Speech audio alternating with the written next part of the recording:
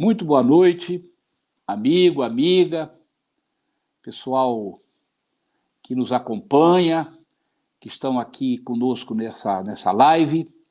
É um prazer enorme conversar com vocês mais uma vez. Nós temos feito isso de uma forma bastante regular, trazendo assuntos importantes e pessoas importantes. E hoje eu pedi à Luciana e ao Alan que eu gostaria de conversar individualmente, pessoalmente, trocar uma ideia com as pessoas que nos acompanham, não é? Alguns mais de perto, outros mais à distância, mas, enfim, a gente tem um número grande de pessoas que acompanham as nossas atividades, né, as nossas propostas, os nossos tombos, né? E, na verdade, então, eu queria conversar com você hoje. Assim, de uma maneira muito informal, de uma maneira muito coloquial, mas fazer um balanço muito resumido, porque, na verdade, numa live eu não consigo fazer um balanço das atividades que a gente tem como pessoa pública, não é? Como parlamentar, como ativista social, político, como ambientalista, como médico. Uma live é pouco, porque o tamanho da encrenca é muito grande, né? A gente se vira nos 30, como se diz, né? Quer dizer, dorme pouco e acorda cedo, dorme tarde e fica fazendo coisas, e mais coisas e mais coisas, e cobrando a equipe que a gente tem, e mobilizando os amigos, os conhecidos, as instituições, as personalidades, em torno de causas, né? Causas que eu considero muito importantes na vida das pessoas, no mundo de hoje, no passado, hoje e também no presente e no futuro, porque são causas nobres, né? São causas necessárias, né? Eu sempre me dediquei muito à medicina, e eu sou médico em exercício. Eu fiquei na Câmara, estou na Câmara há 20 anos, mas eu nunca deixei de exercer a profissão que eu tenho verdadeira paixão. Eu sempre brinco, tenho 3 paixões na vida: a família, a medicina e a política. E vou morrer com essas paixões, né? Porque são paixões cultivadas durante muitos anos, e eu dedico a minha vida inteira a esses três pilares da existência de uma pessoa.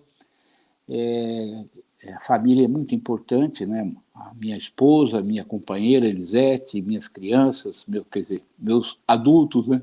A Marina e o Rafael, as outras pessoas da família, irmãos, primos, sobrinhos, enfim. É muito importante a família na vida de uma pessoa. A medicina, uma paixão enorme. Desde que eu tinha 6 anos de idade, eu dizia que ia ser médico. Eu vou ser médico, eu vou ser médico, filho de um homem pobre, né? Meu pai, quando eu resolvi mesmo pegar para valer, para estudar medicina, ele pesava a cana numa usina de açúcar em Campo dos Goytacazes, né? Usina São José. Ele era balanceiro de usina. E era um operário, né? Da indústria do açúcar e do álcool. E eu cismei que ia fazer medicina, vim para São Paulo, a casa do meu avô, que também era um homem pobre, era um camponês, ficou 60 anos cuidando de lavoura no interior de São Paulo, chamava-se Rafael Natalini, que eu adorava ele e ele gostava de mim demais também, era o neto mais velho, e ele me acolheu aqui com toda a dificuldade, e eu fiz o vestibular, entrei na Escola Paulista de Medicina e fiz o curso lá. Eu tenho um orgulho, uma honra, uma satisfação enorme de ter feito medicina naquela escola que até hoje eu mantenho laços profundos, né? Com a Escola Paulista de Medicina. Meus colegas da minha época estão todos hoje professores, doutores, né? Até perdemos ontem o professor Carlini, que foi nosso professor de psicofarmacologia, um cientista maravilhoso, um amigo, né? Morreu com 90 anos, 91 anos, morreu ontem, né? Escola Paulista de Medicina. Depois fiz residência no Hospital do Servidor Público do Estado também, me dediquei muito àquela residência, me lembro lá do Nagamassa, do Godoy, né? de toda aquela... O professor Goff, que já faleceu também, um homem muito... professor muito... Eu dei um título de cidadão paulistano para ele, porque ele merecia, um grande professor de cirurgia. E depois de 2 anos de residência, eu saí para trabalhar em 1977 e trabalho até hoje como médico, né? Já perdi a conta, mais de 100 mil doentes eu já atendi e 17 mil eu operei. E a política, que é a terceira paixão, eu comecei muito cedo, né? Com 12 anos eu já fazia política, já fazia agitação social, ativista. Com 12 anos de idade eu entrei para essas coisas da política, nunca mais saí. Nunca mais saí. E posso dizer a vocês que eu fiz tudo que a política permite que uma pessoa faça, né? Eu organizei movimento estudantil, secundarista, depois universitário na Escola Paulista. Nós fizemos, naquela época muito difícil, criamos o ECEI, Encontro Científico de Escolas Médicas, depois se transformou numa coisa muito grande, e lutamos pela universidade gratuita, melhoria de currículo. Era um tempo difícil, né? Porque estávamos num regime militar muito duro e fazer qualquer movimentação universitária era crime, né? E eles prendiam, né? Tanto é que nós fomos presos várias vezes no bojo daquela luta, mas fizemos a luta.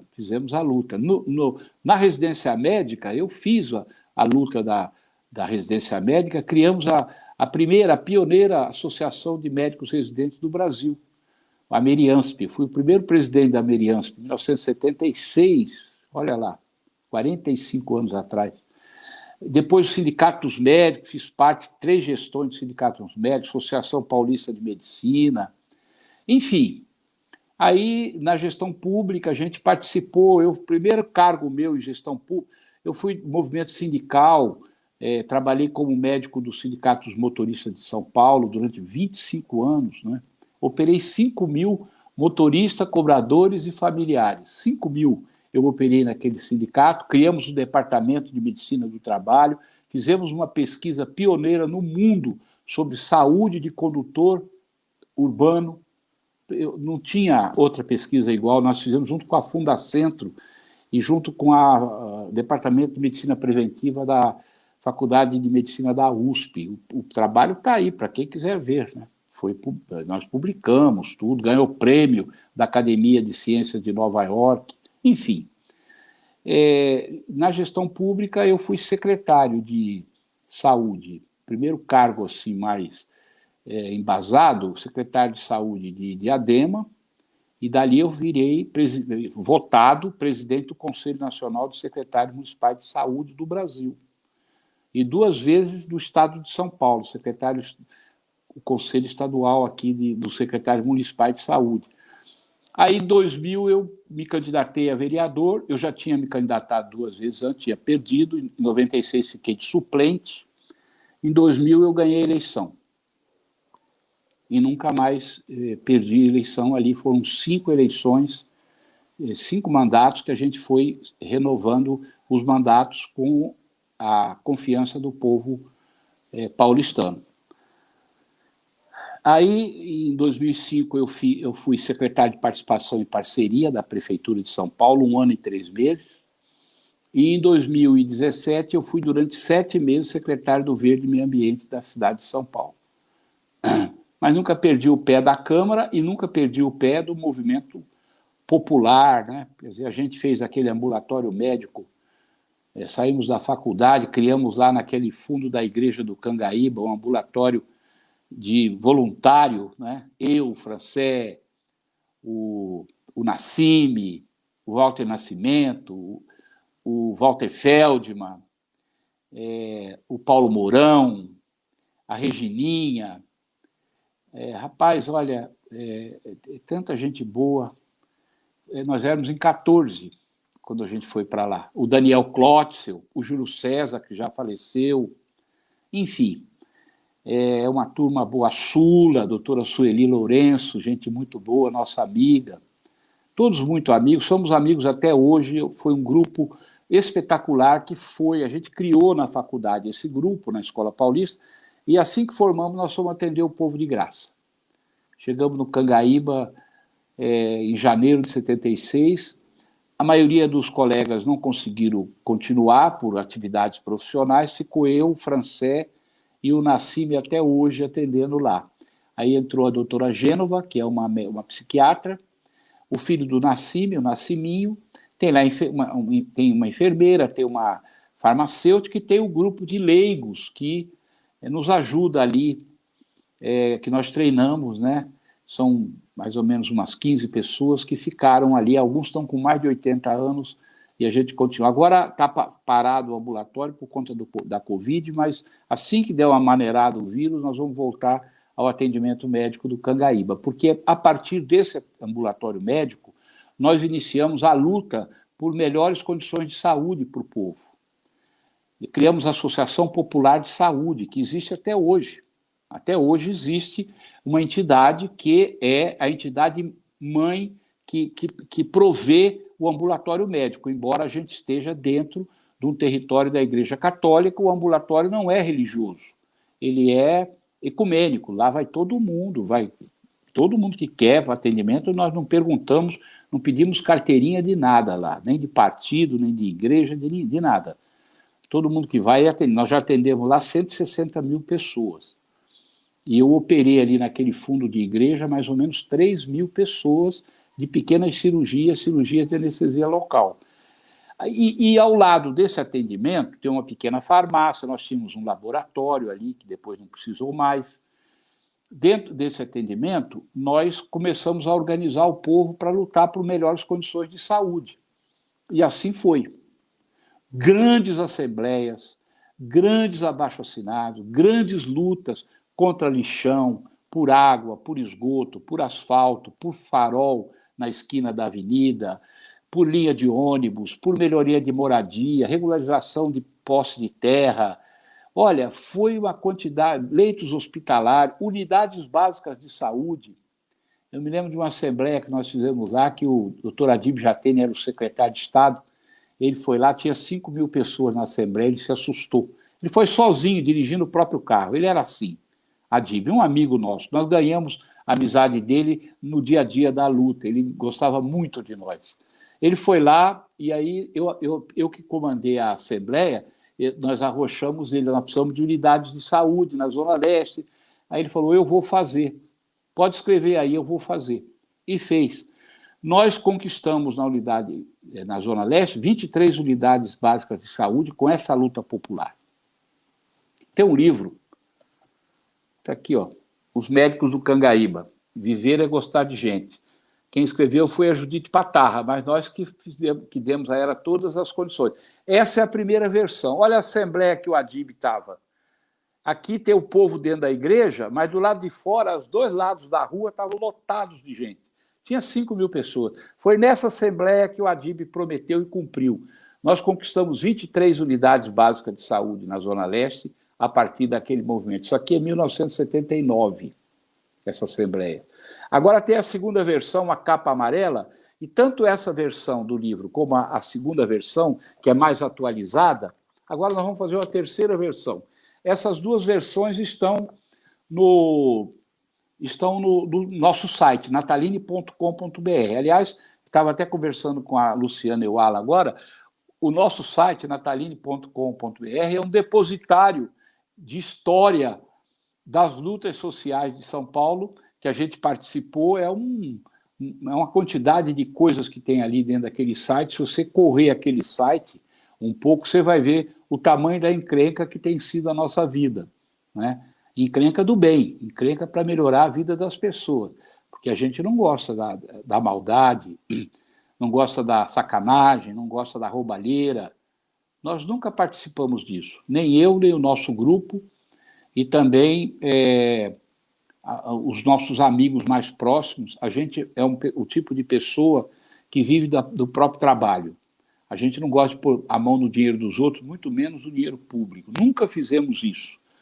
Nem no parlamento, nem fora do parlamento, em nenhum momento nenhum de nós jamais foi instado a dar explicações sobre qualquer tipo de irregularidade com dinheiro público. Isso a gente construiu no dia a dia da nossa vida e um passando o exemplo para o outro, nós mantivemos o exemplo e vamos morrer assim, porque assim nós somos formados, né, com probidade.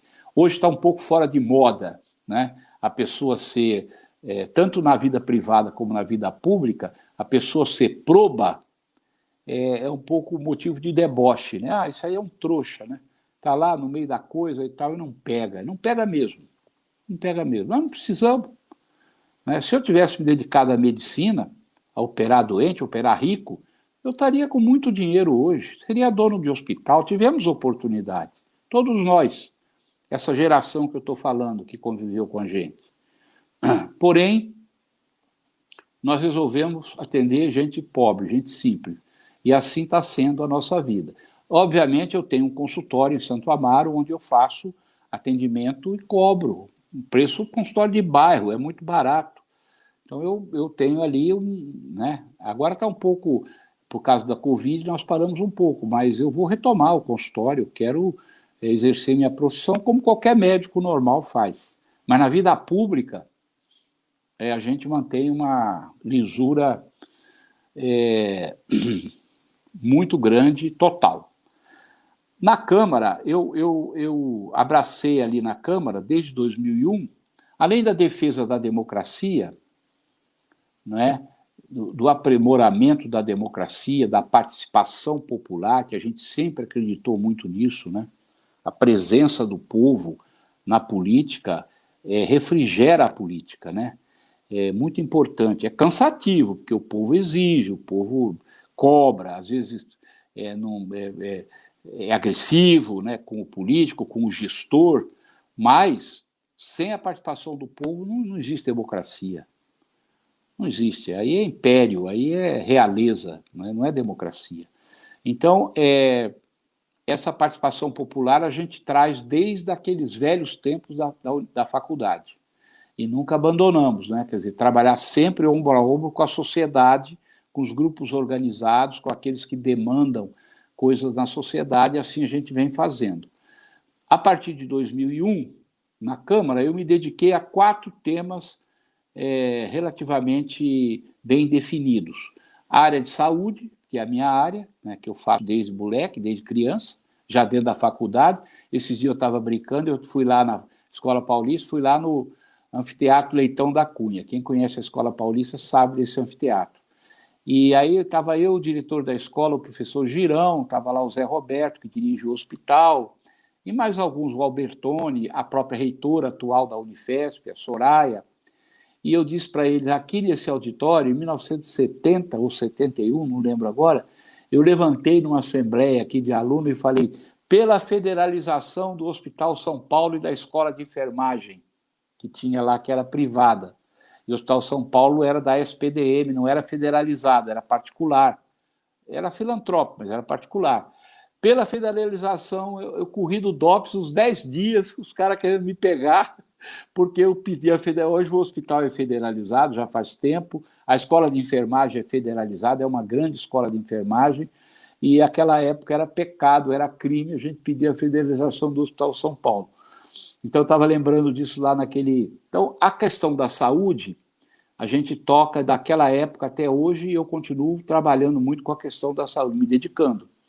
Nós tivemos uma atuação grande através do trabalho do Cangaíba, do Sindicato dos Médicos, da Associação Paulista e também do SEBS, o antigo SEBS, tinha uma revista, né? E ainda tem, eu acho. Nós tivemos uma participação grande na elaboração do projeto do SUS, né? Participamos ativamente da mobilização da Conferência de Saúde, que foi antes da Constituinte de 88, para levar para a Constituinte todas aquelas demandas que foram inscritas na lei, na Constituição Federal. Saúde é direito do cidadão, dever do Estado. Assim foi feito o SUS. E eu não tenho nenhum arrependimento de ter lutado, pelo contrário, tenho um orgulho profundo. Quando eu fui para o CONASENS, nós fizemos um trabalho de municipalização do SUS do Brasil, foi um trabalho quase de missionário. Eu me lembro que um dia andei 3 horas de barco no Acre, para ir em alguns municípios, na beira dos rios, lá, conversar com os secretários e com os prefeitos para eles aceitarem a municipalização do SUS. Tinha 400 municípios municipalizados no SUS quando eu entrei no Conasens. 2 anos depois, tinha 5.500. Nós municipalizamos o Brasil inteiro do SUS. Foi um trabalho muito bonito. A capilarização do SUS, a municipalização da saúde pública. Ampliamos, quando eu entrei tinha 1.800 equipes de PSF, quando eu saí 2 anos depois tinha 18 mil, aumentou 10 vezes. Não por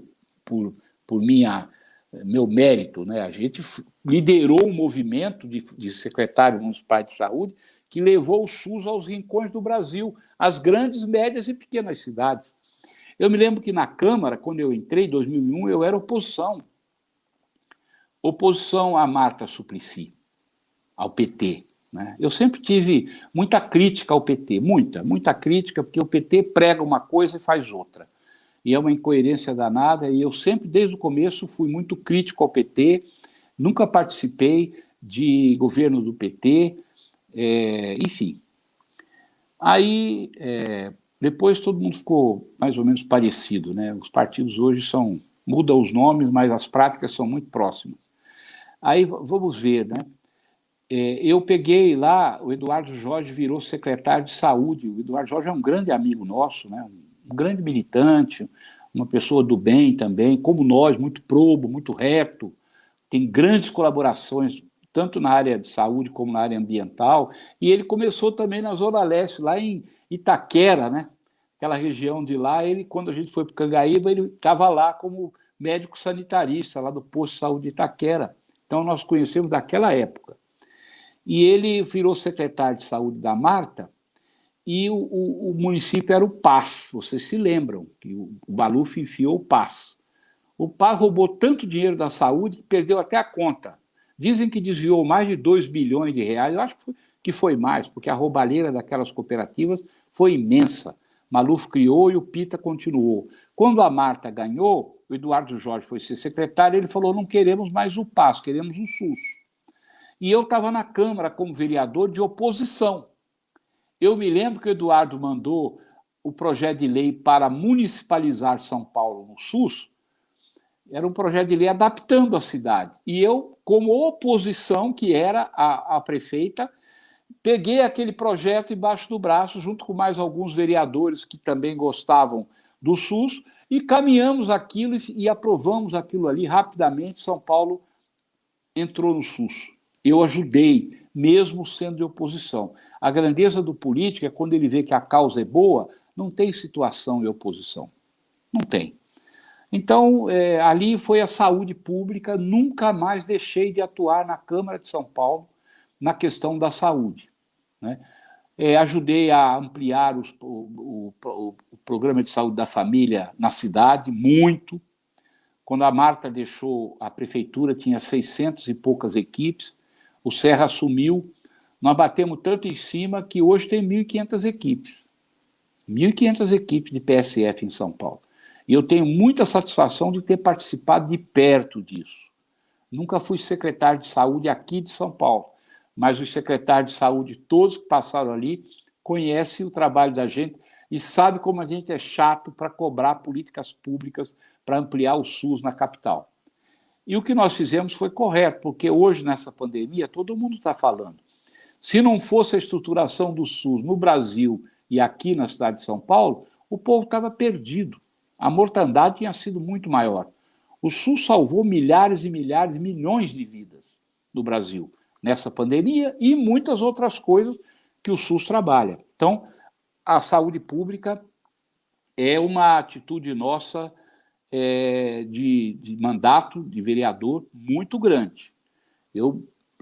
A lei da psoríase que a gente fez, né, que está valendo, a lei das doenças raras, que eu propus, aprovei, está sendo implantada, também uma coisa muito importante. A discussão para a implantação das AMAs, eu participei de toda aquela discussão de perto, com o prefeito na época e com o secretário de saúde na época, participamos. A ampliação dos leitos hospitalares na cidade, leitos públicos municipais, por exemplo, aquele hospital que tem na Penha, o Hospital Santo Antônio, que estava fechado, era um hospital, antigo Hospital da Penha, eu participei do começo, do meio e do fim para o SUS assumir aquilo. E hoje é gerido pela beneficência portuguesa, mas é 100% SUS. Está lá o hospital funcionando. A luta pela reabertura do Hospital Sorocabana é brutal, está abrindo devagar.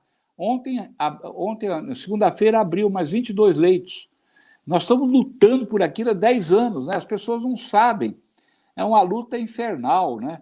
Mesmo aqui na Zona Sul, né?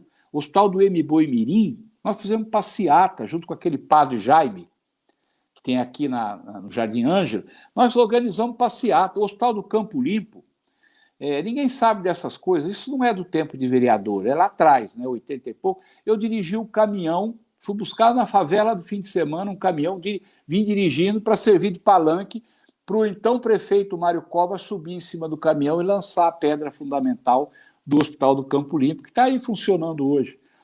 Prestei concurso, fui o primeiro cirurgião do 9º andar do Hospital do Campo Limpo, em 1989, 90, por aí.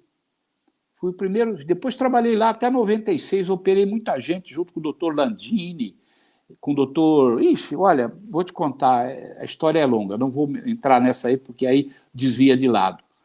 Além da questão da saúde, nós temos também na Câmara a questão ambiental, né? E eu, na Câmara, a questão ambiental, eu me dediquei muito, no sentido de a cidade de São Paulo, como ela é uma cidade, as poluições aqui são imensas, né? A poluição do ar, a poluição da água, a poluição do solo, a poluição sonora, a poluição visual, que foi vencida pela Lei Cidade Limpa, que agora estão querendo, tem um projeto da Câmara querendo destruir a Lei Cidade Limpa. Sou absolutamente contra qualquer mudança, porque São Paulo limpou o seu visual.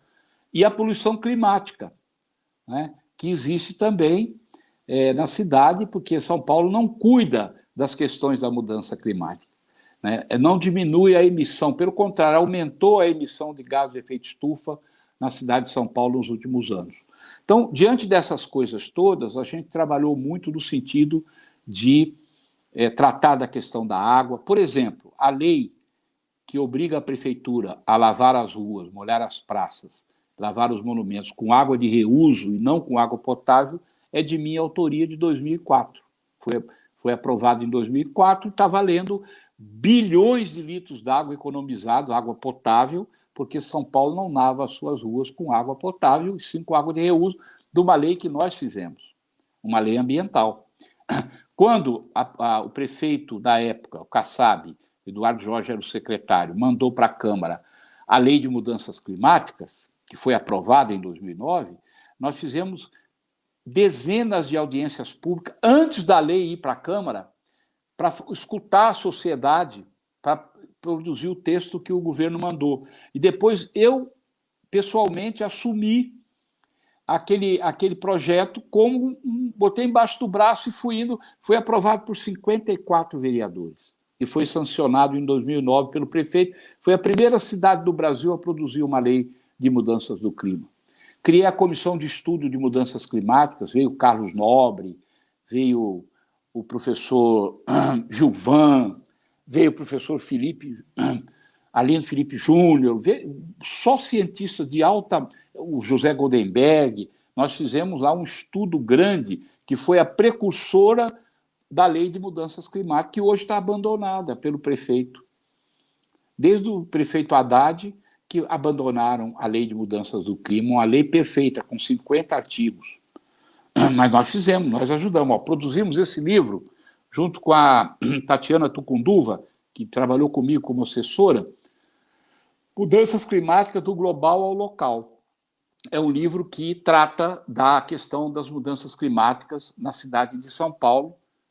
É um livro esgotado já, mas nós produzimos isso aí. E fizemos o lançamento e foi muito importante a participação. Aqui nós trouxemos a experiência parlamentar para um livro, né? Também teve um outro livro que a gente produziu junto com o Marcelo Morgado, que teve um acidente, era meu assessor, teve uma queda, se machucou, hoje mora no Rio com a família, mas nós escrevemos esse livro que eu recomendo que vocês possam ler, por uma São Paulo mais sustentável. São quase 500 páginas, onde tem um diagnóstico, como médico eu trato as coisas assim, né? Tem um diagnóstico das poluições e da causa da insustentabilidade da cidade, e cada diagnóstico a gente indica um caminho, política pública para corrigir essa questão e tornar São Paulo uma cidade mais sustentável. Esse livro aqui, junto com esse, são os dois livros que nós fizemos, que eu tenho muita satisfação de ter lançado esses livros, e as pessoas aproveitam o que tem aqui, o nosso trabalho, para entender bem a questão da sustentabilidade. São Paulo não é uma cidade sustentável. Todo o nosso trabalho nesses 20 anos foi lutando para trazer a pauta ambiental para dentro da política, para dentro da Câmara, para dentro do poder público municipal, para dentro das entidades. Nos apoiamos em muitos parceiros, em organizações não governamentais, em cientistas, em universidades, né? Tem o Marcos Buqueride, por exemplo, que é da USP, nos ajudou muito. Eu posso citar aqui dezenas de pessoas, né, importantes, que a gente fez alianças, né? E os projetos de lei que a gente fez de meio ambiente foram muitos, né? Foram muitos, mas assim, eu tenho 409 projetos de lei apresentados na Câmara e 136 leis aprovadas. É um número muito grande em 20 anos. É um número grande de leis aprovadas, porque geralmente o vereador aprova 2, 3 leis por ano, né? Então a gente tem um número grande de leis aprovadas. Algumas leis são leis de grande impacto social, ambiental, de saúde pública, de urbanismo e de zeladoria urbana. São grandes, né, impactos que essas leis. Muitas vezes o Poder Executivo, a gente aprova a lei é sancionada, é regulamentada e não é aplicada. A gente às vezes tem que apelar ao Ministério Público para a aplicação da lei. Como, por exemplo, a lei que foi aprovada lá, a Lei 16.802, 2018, que eu fui, junto com outros vereadores, a gente fez a lei juntos, né? Que já faz 3 anos e a lei não é aprovada, não é colocada para trocar o combustível, tirar o diesel do motor dos ônibus, botar ônibus elétricos, ônibus a biodiesel, ônibus a álcool, ônibus a biogás. A lei não é cumprida, a prefeitura não cumpre a lei. Eu pedi uma CPI agora na Câmara para saber por que o prefeito e a prefeitura não cumprem a lei que troca o combustível para diminuir a poluição do ar na cidade de São Paulo. São 50 mil ônibus no total que seriam atingidos por essa lei. Não é só os ônibus urbanos. E não cumpre. O pacote da água, naquela estiagem de 2014, aquela coisa terrível, eu coordenei na Câmara, junto com outros vereadores, juntamos todas as leis que tinham sobre água na Câmara, fizemos o pacote da água, foi aprovado para usar água de chuva, para a prefeitura estimular isso, para usar água de reuso, para aproveitar as minas d'água que tem na cidade, que jogam água e vai para o ralo. É uma lei muito boa do ponto de vista da racionalização do uso da água. Está aí a lei aprovada, sancionada, regulamentada, e a prefeitura não bota a lei na prática. Isso acontece muito. A prefeitura bota a lei que o prefeito resolve pôr. Outras ele descumpre, simplesmente descumpre. Você tem que ir para a justiça para obrigar, aquilo leva 30 anos e não consegue obrigar o Poder Executivo a cumprir a lei. Infelizmente, não é só na prefeitura, no Estado e no Brasil também. Tem muita lei que é feita e que o governo não cumpre a lei. É aprovada pelo parlamento e o governo não cumpre. Então, a área ambiental nós temos muita coisa. A área de urbanismo, também a gente teve um trabalho enorme, né? Enorme, trabalho grande. Eu sempre participei e sempre fui muito crítico aos planos diretores que foram aprovados na Câmara e às leis de zoneamento, porque elas trouxeram muitas distorções para a cidade. Mas eu discuti tudo, participei de tudo. elaborei projetos de lei para melhorar o urbanismo da cidade, né? Sempre pensando no urbanismo junto com a questão ambiental e junto com a questão da qualidade de vida. Não adianta você ter uma cidade super organizada urbanisticamente se ela não conversa com a área ambiental e não conversa com a qualidade de vida, com o bem-estar da sua população. Então, a nossa preocupação era sempre fazer a discussão de urbanismo somado à preservação do verde, somado à questão dos parques, somado à questão da permeabilidade do solo da cidade, para evitar que a água de chuva transtorne a vida de milhões, né? Somado à questão das áreas de risco, das ribanceiras onde as pessoas constroem, das beiras de córrego. Por isso, nós participamos de muitos projetos urbanísticos, como Córrego Limpo, Operação Defesa das Águas, uma série de projetos urbanísticos que o programa Passeio Livre, que fez 1.000 quilômetros de calçada em São Paulo em 2006, 2007, nasceu no nosso gabinete, numa grande reunião da Câmara, onde tinha 500 pessoas. 500 pessoas tinham lá. Né? E a gente propôs ao prefeito, saiu a prefeita Marta, entrou o prefeito Serra, nós propusemos, ele colocou um dinheiro lá. Eu me lembro, o Walter Feldman era secretário de subprefeituras na época, e ele teve um recurso e começou a fazer as calçadas acessíveis e permeáveis. Fez 1.000 quilômetros. 1.000 quilômetros. Foi quando surgiu aquele intertravado, que depois foi criticado pelos cadeirantes, porque aquilo faz aquele pulinho ali, eles criticaram, aí surgiu aquelas calçadas com a faixa de rolamento no meio e o ajardinamento do outro lado. Tudo aquilo foi o programa Passeio Livre, que agora está sendo retomado com outro nome, pelo prefeito atual, só que ele está fazendo a calçada, só está preocupado com a acessibilidade, não está preocupado com a permeabilidade, com a área, com a questão ambiental da calçada. Ele está tirando calçada permeável e colocando em cima cimento puro, o que vai aumentar os pontos de enchentes da cidade de São Paulo, porque a água vai correr pela calçada e vai encher as ruas. Não tem conversa, é isso que vai acontecer. Então, retomaram o projeto só com uma banda do projeto, porque tem que ter acessibilidade e permeabilidade. Eles estão fazendo, a população está braba. Esse dia eu fui na rua Serra de Bragança, eles quebraram uma calçada com um intertravado inteirinha e puseram cimento em cima, e o pessoal que tinha feito a calçada estava seminova, ficou muito nervoso com o que eles fizeram lá. É um destrambelhamento num programa muito importante de calçada, que é uma questão urbanística da cidade de São Paulo, muito importante. São Paulo tem 31.000 quilômetros de calçada, eu diria para vocês que 80% em péssimas condições.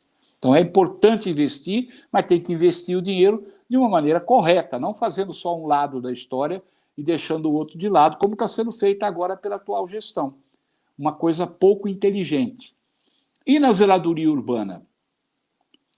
A zeladoria urbana, o meu gabinete, eu criei um WhatsApp 958 140140. 958 140140. Esse WhatsApp, ele recebe às vezes 150, 180, 200 solicitações por dia de munícipes. Por dia, já faz bastante tempo. E nós encaminhamos todas essas solicitações. Algumas são coisas mais simples, outras são coisas mais complexas, mas são, a grande maioria, por questões de zeladoria urbana. Zeladoria urbana é cuidar da rua, é cuidar do lixo, é cuidar do asfalto, é o buraco, é a boca de lobo, é o poste que está atrapalhando, é o fio que caiu, é a árvore que está torta, enfim, zeladoria urbana. Eu fiz, nesses 20 anos, amigos e amigas, 25.000 ofícios e indicações, que é um tipo de ofício diferente que solicita providência da prefeitura para determinado problema. 25.000 em 20 anos.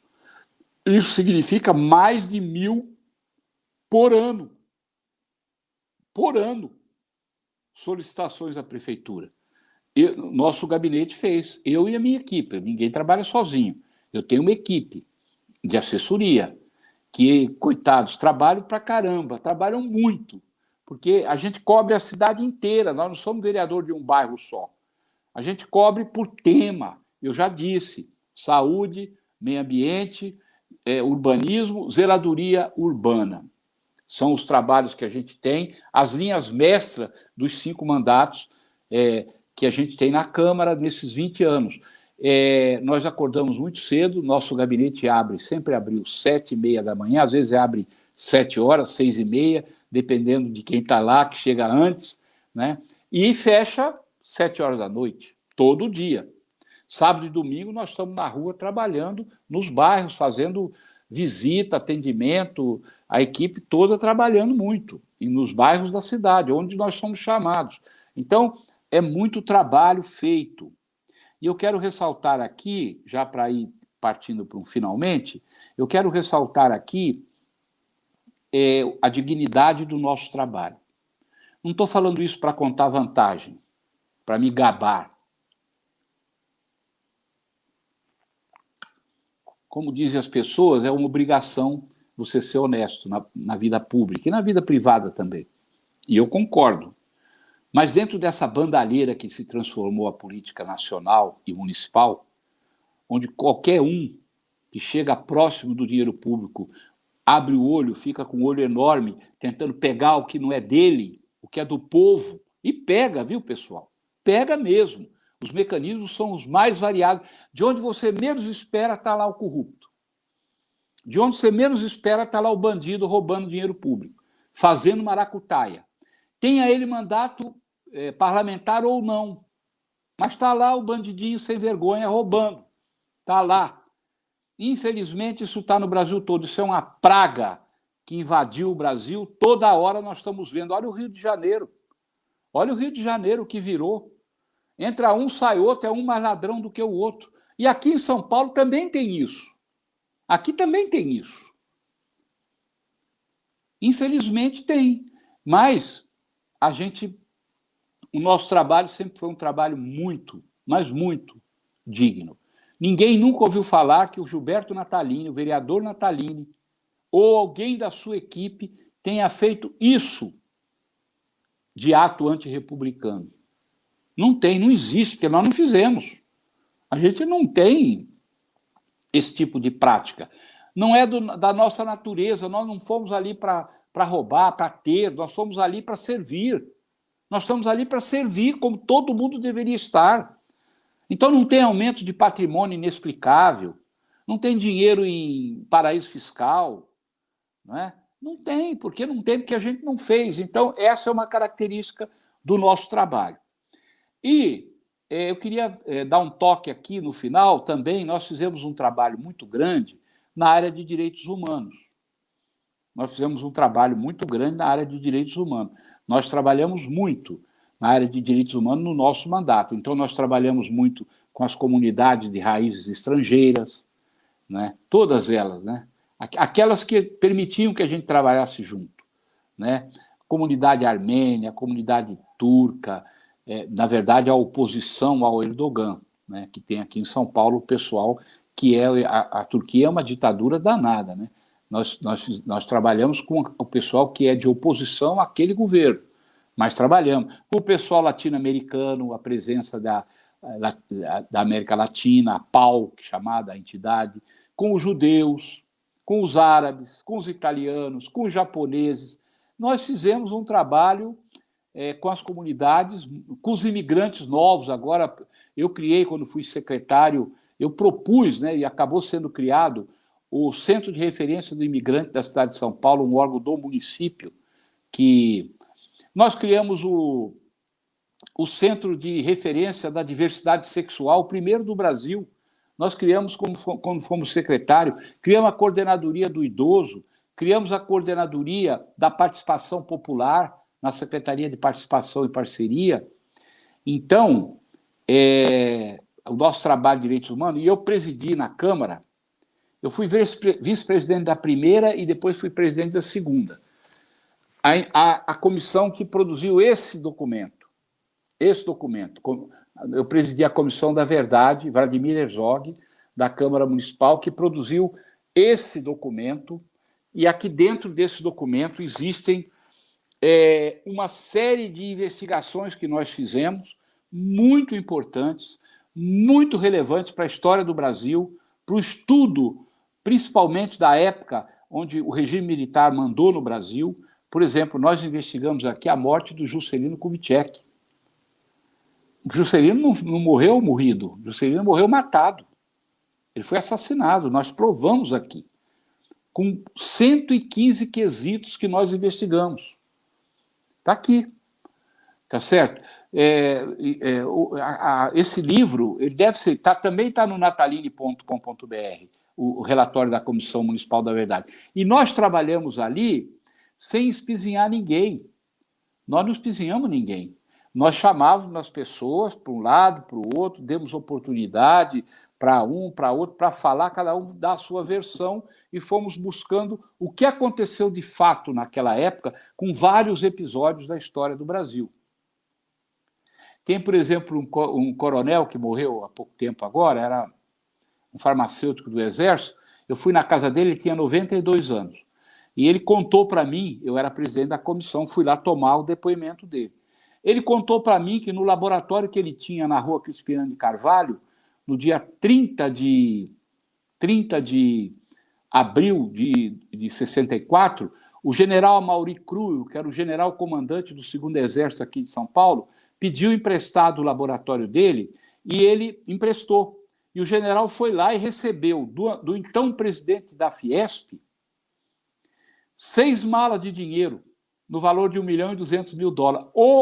O senhorzinho de 92 anos chorava para dizer isso. Dizia para mim, esse não é o meu exército. Para que o Amaury Cruel recebeu aquele dinheiro? O Amaury Cruel era compadre do João Goulart.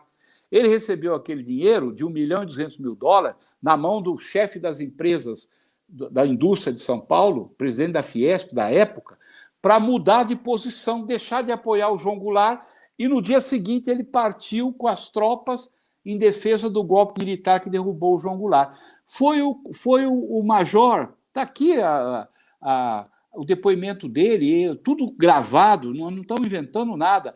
Ele chorou para mim, falou, esse não é o meu exército.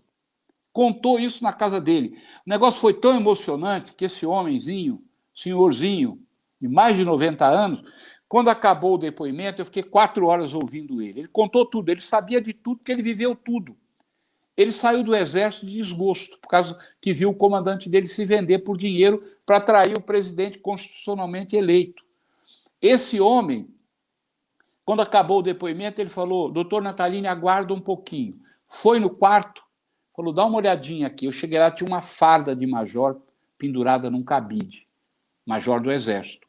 Ele trancou a porta, eu fiquei esperando, ele saiu com a farda, vestido, falou, desde aquela época que eu não visto essa farda, de vergonha. Hoje eu lavei minha alma porque eu contei a verdade vai ser publicada, e eu volto a vestir a farda que eu tenho orgulho de ser militar brasileiro, mas não daqueles que vendem a sua alma por dinheiro para fazer esse ou aquele jogo.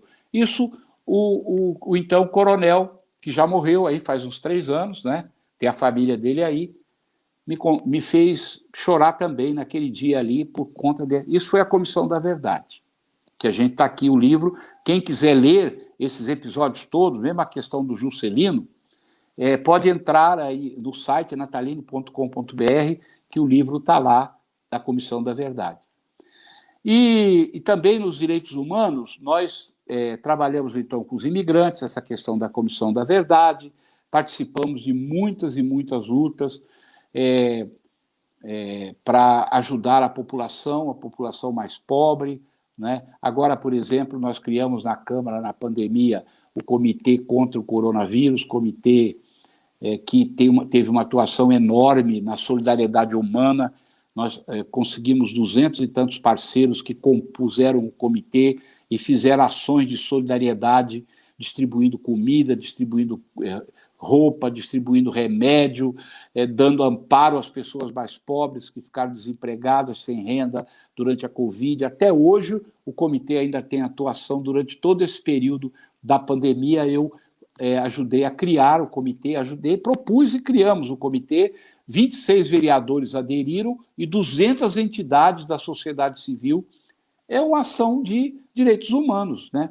De uma ação social importante que nós criamos. Eu não posso aqui relatar todos os fatos desses 20 anos, mas quem quiser entrar no site, Nataline, às vezes a pessoa pergunta para a pessoa que não conhece, mas o que você ficou fazendo 20 anos na Câmara? Eu falo, olha, se informe. Eu não consigo aqui pelo Twitter, pelo Facebook, te explicar, mas tem o site, se você quiser ver, ou então você vem conversar pessoalmente. Montamos um virtual assim e você vai me perguntar o que eu fiz, eu vou te explicar e você vai julgar se foi bom ou se foi ruim para a cidade, o que nós fizemos. O fato é que nesses 20 anos eu participei de tudo da vida de São Paulo, tudo. Tudo que aconteceu aqui e, por tabela, participamos também da vida do Brasil. Fiz oposição ao PT, não sou aliado do PT, né? Não sou aliado do PT, sou um social-democrata de centro-esquerda, sou, certo?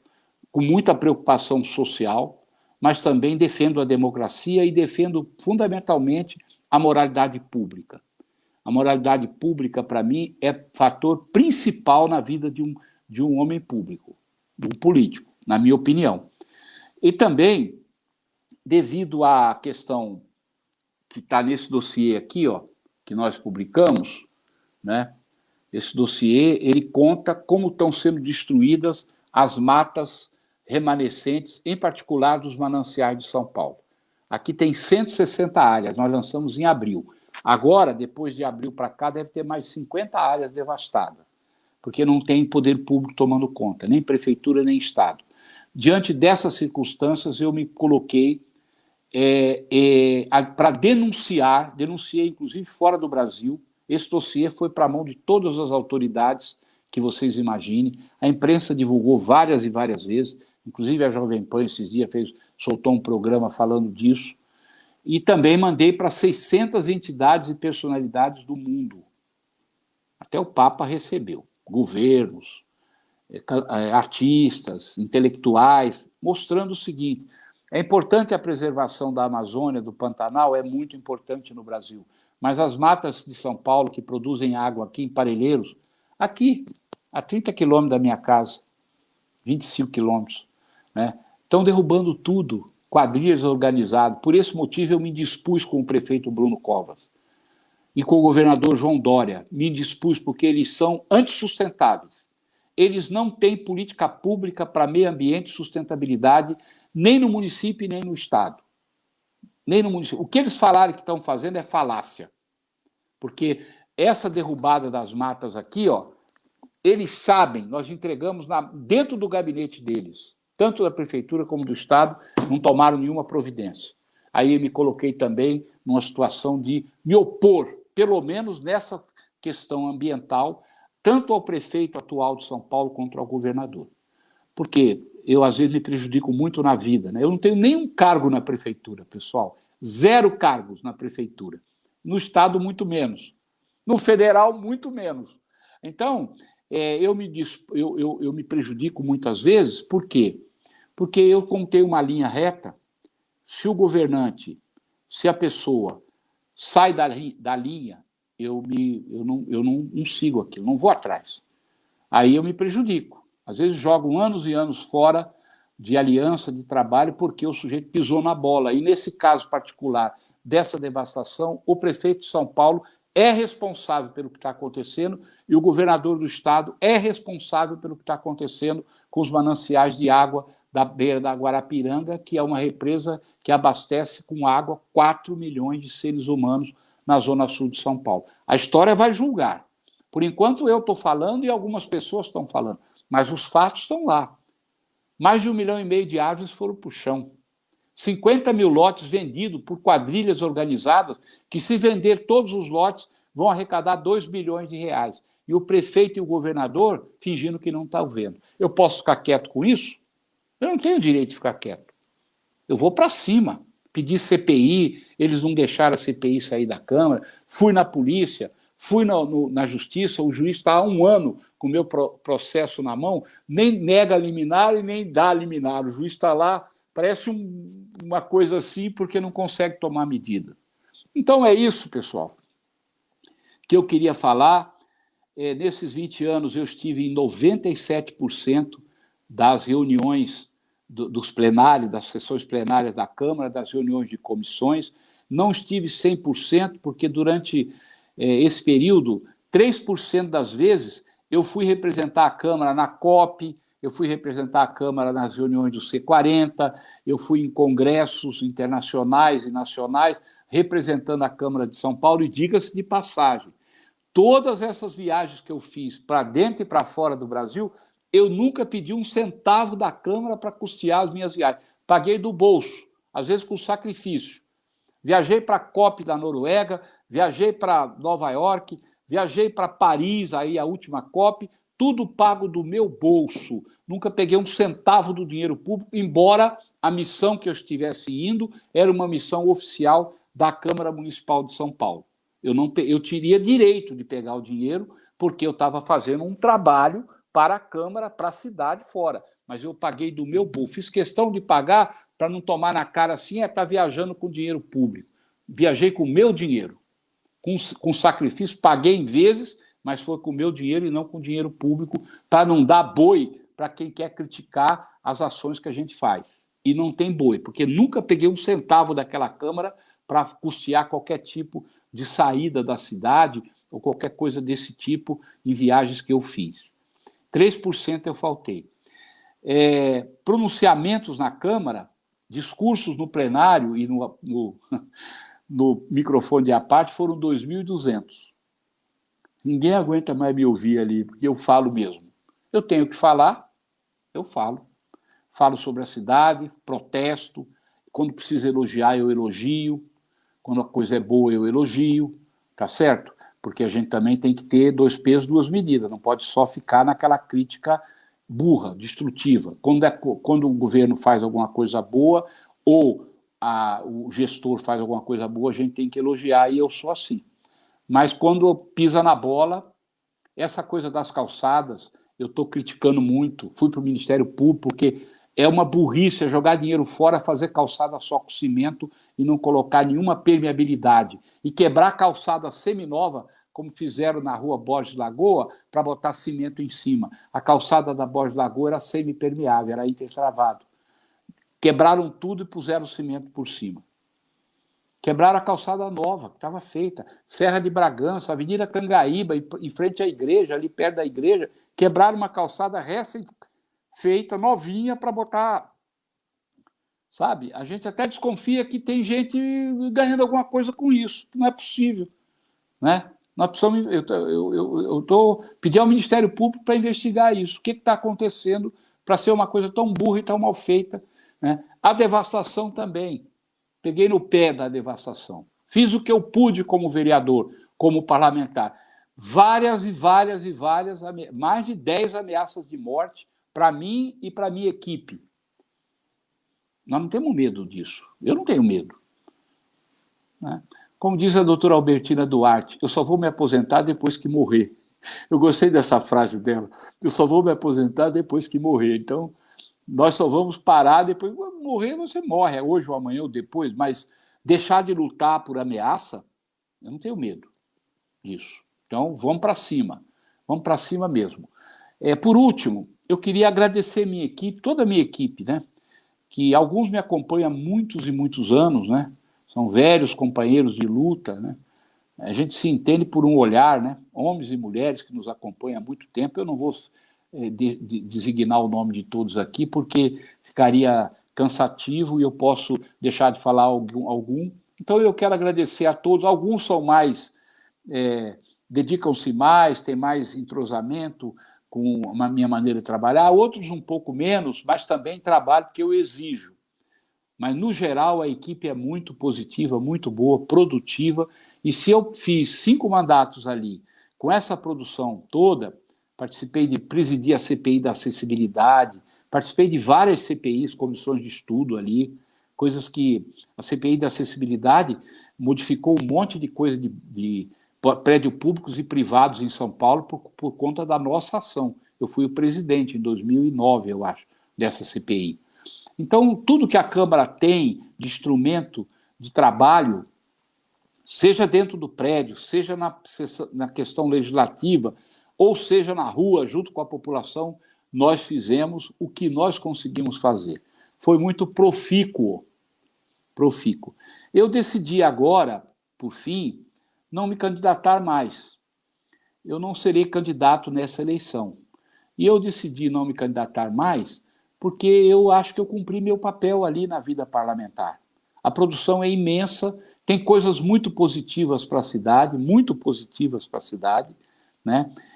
Um número grande de leis aprovadas, de projetos apresentados, de investigação. Tem mais de 40 processos Ministério Público e judiciais que eu fiz de investigação contra a corrupção, né? Aquelas ciclovias aí da gestão retrasada aí, nós baixamos a ciclovia do Ibirapuera, do CEAGESP Ibirapuera, de 79 milhões para 29 milhões, que ela estava superfaturada.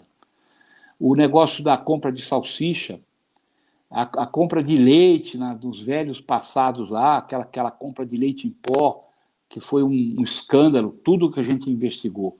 Fiz muita investigação. Fui um vereador que cumpria as 3 questões.